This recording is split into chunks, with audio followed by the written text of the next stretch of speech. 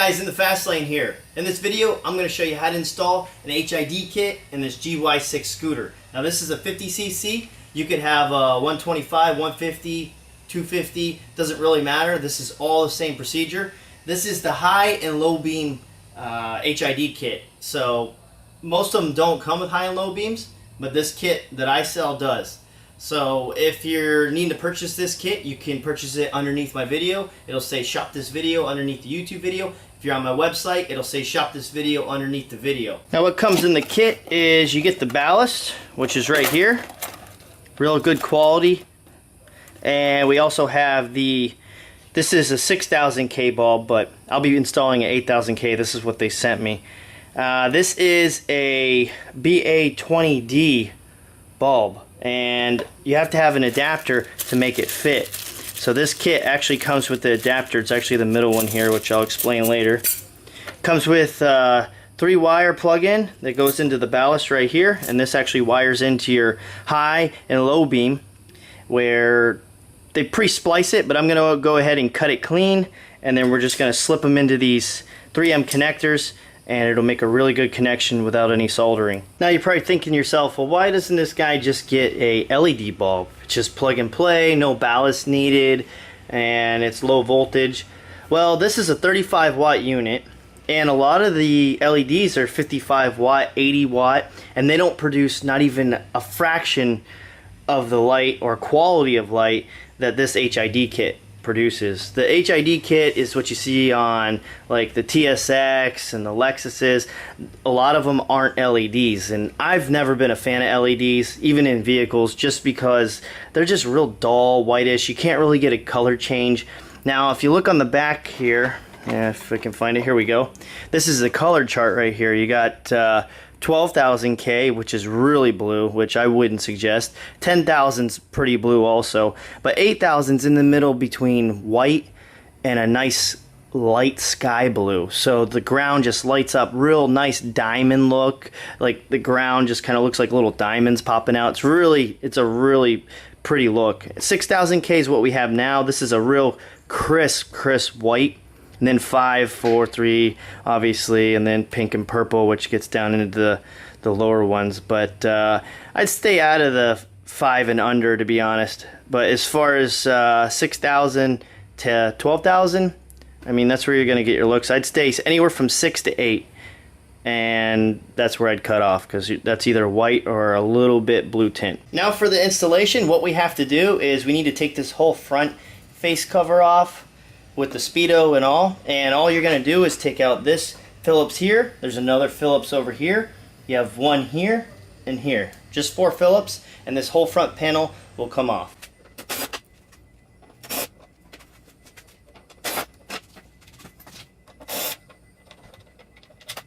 Now that we have all 4 screws out, you're just going to gently kind of push down right here a little bit on the outsides.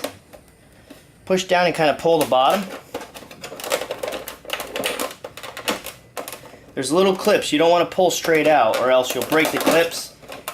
If you can see right here, we have little clips that kind of fold in. And then once that's done, you just kind of lift up a little bit, and now that's all the room we need. Now what we want to do is we want to take this boot off right here, and you just simply grab this little cover. Well, mine snapped off, so you just pull it back. Gonna slide it, and now you're gonna grab this whole connection right here, and we're gonna turn it until it'll come out. There we go. It's got these 2 little pins right here. Next, we're gonna take the actual bulb ballast, and we're gonna snip it back a little bit. So let's go ahead and cut the wires where it looks fresh. I suggest cutting them one at a time, but it doesn't matter. We don't have the light on, so you can cut them all at once. So just like that.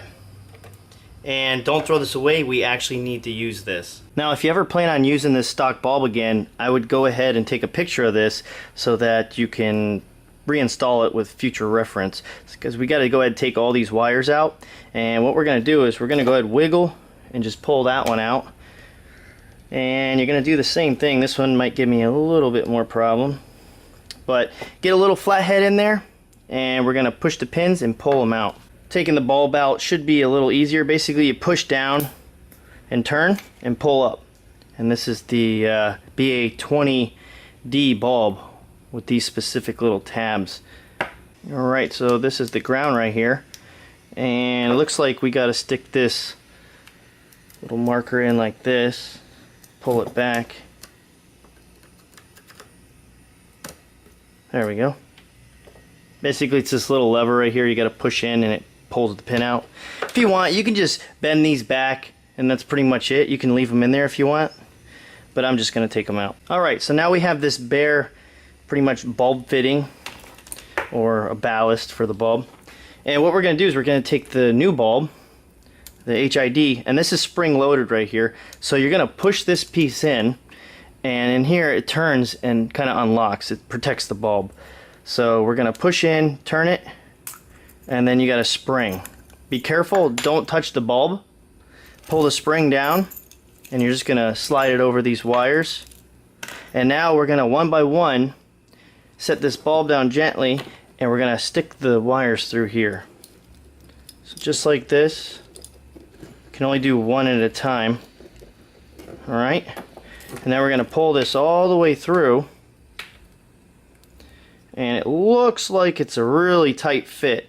So I'm going to go ahead and work this down as far as I can.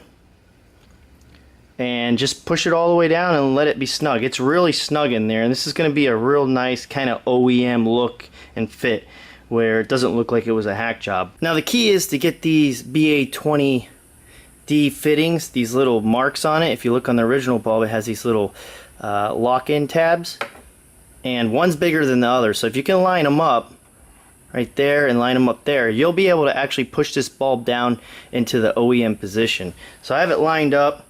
Now I'm just going to push just like that, and there we go.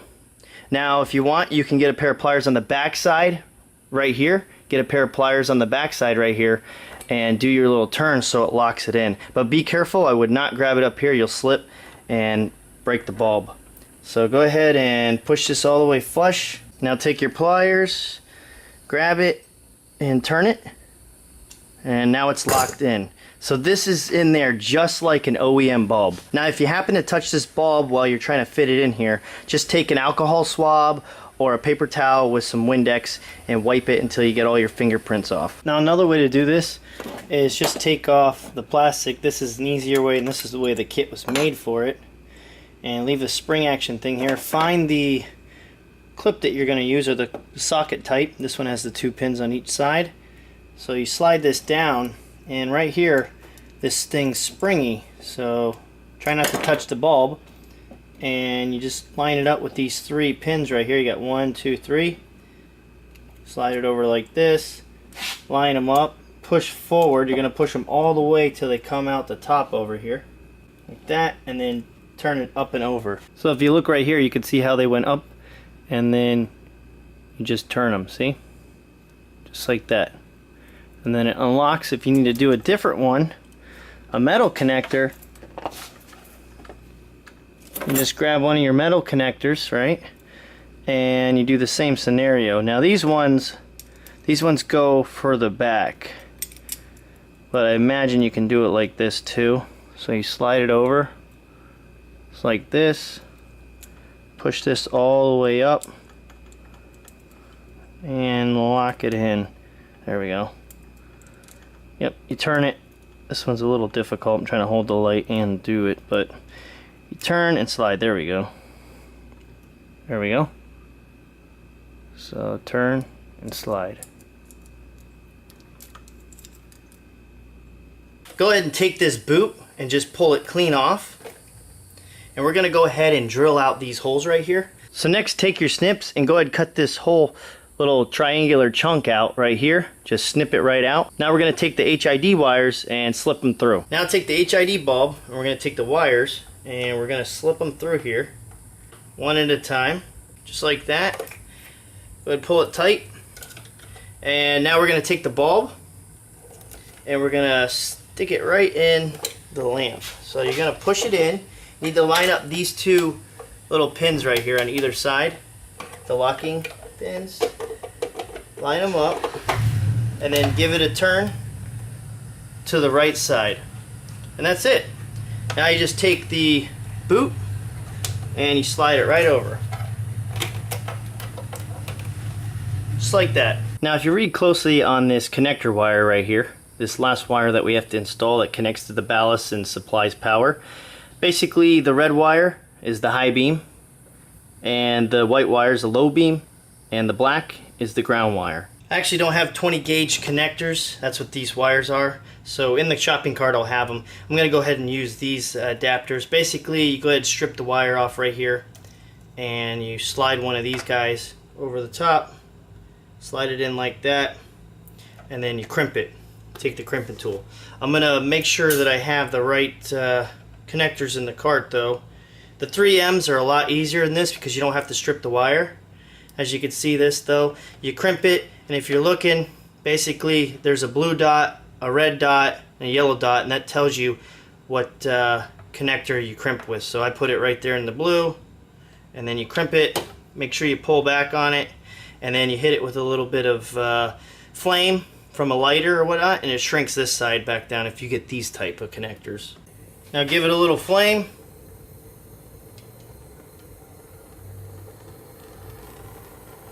See how these shrink right up and they waterproof compared to the other one?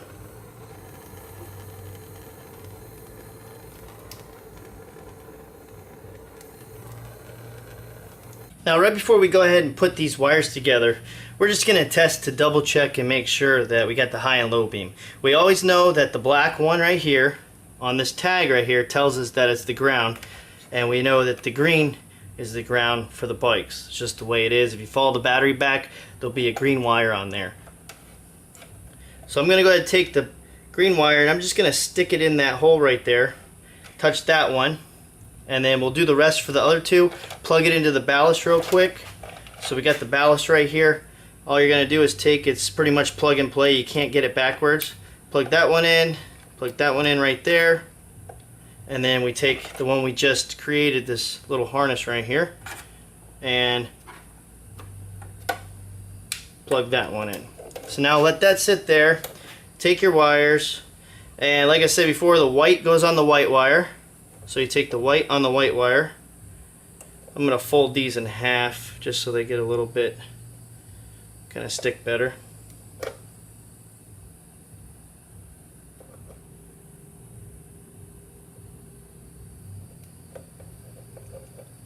Now if you were to just leave it hooked up this way, I'll show you what will happen.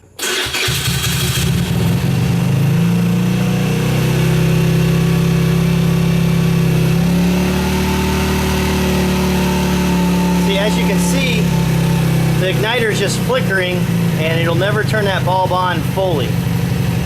The next step is the high and low beam switch right here. This switch right here. We need to come to the back of it, and it's going to be a white, yellow, and blue wire. So we got to pull this off just like that. There's two little clips on the side. You pull out and you pull it out. Now this is your high beam, this is your low beam. So the blue's high, the white's low, and this right here is your stator wire. This is the wire where the flywheel spins and around the stator and the pickup, and it shoots 12 volts basically to recharge the battery, and it comes in pulses, and that's why you're getting that flickering. So we want to actually cut this wire right here, give it a little bit of slack, and we want to tap into this brown wire and run it over to here, so we're actually supplying 12 volts when we turn that kill switch on all the time. Some people can put a switch on the bottom, but you actually got to drill a hole and put a switch in, and this is by far easier. What I have here is some 18 gauge wire that I'm going to run from this yellow wire right here. I'm going to tap it in, and then I'm going to tap it in over here. I'm going to cut this yellow wire clean off. So I'm going to go ahead and snip it right there, just like that. You can put a little electrical tape over that one. Now we're going to take this red wire that we already pre-made, and you haven't crimped down on this yet. We're going to take the yellow wire, we're going to slide it in there, turn it to the back, make sure those wires are all the way to the back. Then take your pliers, stick it on a 3M connector, and squeeze down, and you'll see some dielectric grease come out. That pretty much waterproofs it and all that, and there's your connection. Now you can take this plug and just plug it right back where we got it in the back over here. Just like that. And now we'll take this wire and do the same thing. Now we'll take this brown wire, and with this you don't have too much room. So cut it like right about there.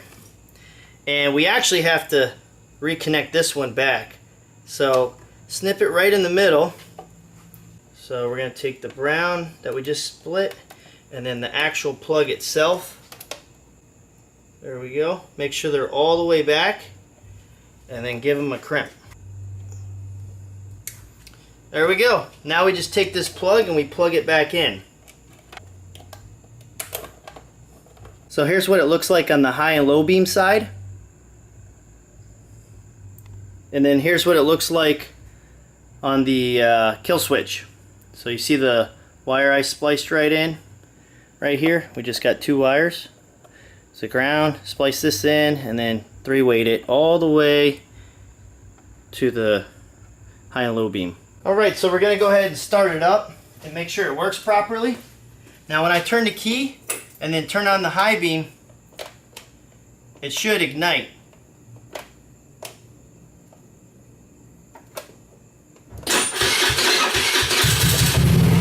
There you have it.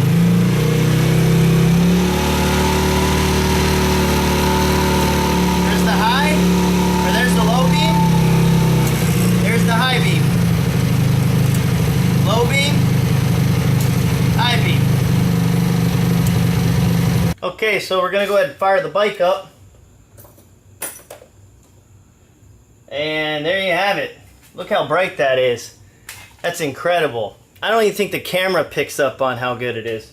So here's what you would be seeing when you're driving. I mean, it's pretty crisp. This is the 6000K bulb, and I'll be putting in the 8000K bulb later. The best spot I found is to tuck it down here. Straight down in here, just like this.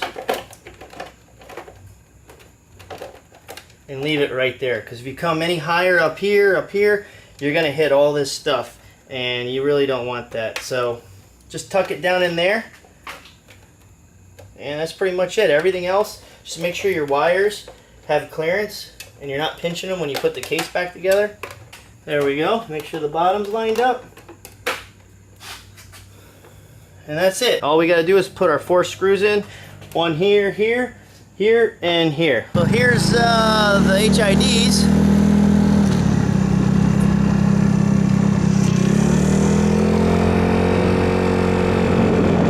They're super bright. They go really far. I'd say that's about 50 to 100 feet, maybe even further.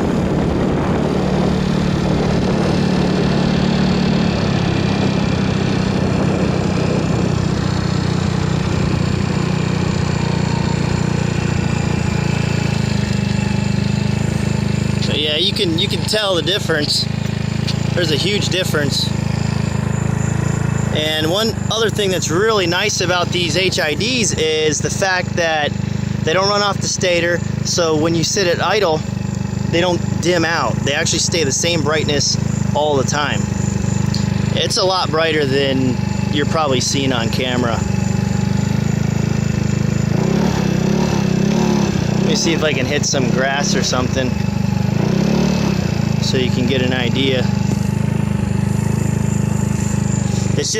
It's super bright.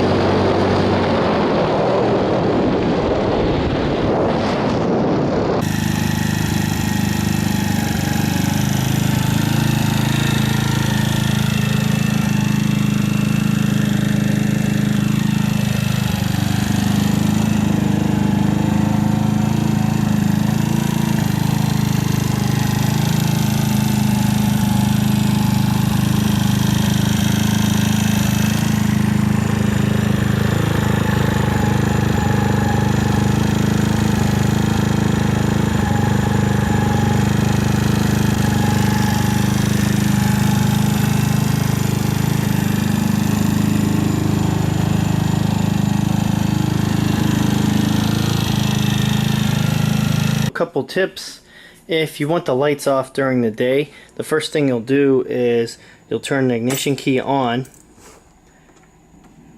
turn the kill switch off, and then you got the HID on, start the bike, and then turn the switch off. And I know it's off now, but when the bike is running, I believe it's a stator, will keep this activated. So it won't kill off when you turn the switch off, the ignition. You have to hit the kill switch and then the bike will die, but it'll run the whole time with the headlight off. Seriously, I kid you not. Another way to do this is you could put like a switch right here, and I have one on order, but it's been a while with Hurricane Irma and stuff, so kind of had to slap this bike together. I was going to do some HID, or not HID, but LED bulbs and stuff, but I just didn't have enough time to. I had to get this and get all my vehicles in the shop and locked down. So pretty much that's another tip. I'll show you that just in a sec. And another tip, what you're going to want to do is you need to get a 5 amp battery underneath here. You lift this up and get a 5 amp battery, because it's not going to last. I think it pulls, I did like a current pull test on it, and it was pulling like 30 or 3.8 amps just on the HID kit. So if you don't have a 5 amp battery, it's gonna deplete it, and I had that problem, so I had to get a 5 amp battery. So if you have a 5 amp battery, you're good to go. Alright, real quick, the bike is running, the ignition key is in the on position, kill switch is off. If you look right here, got the headlight. Now I want to kill the headlight. Watch, I'm gonna kill it right now with turning this switch. Okay, switch is off. The only thing is you lose your gas gauge, see? Gas gauge goes on, lights on. See if I can get both in the picture. Lights off, lights on. No big deal. If you really want to keep your gas gauge, get the switch. So watch.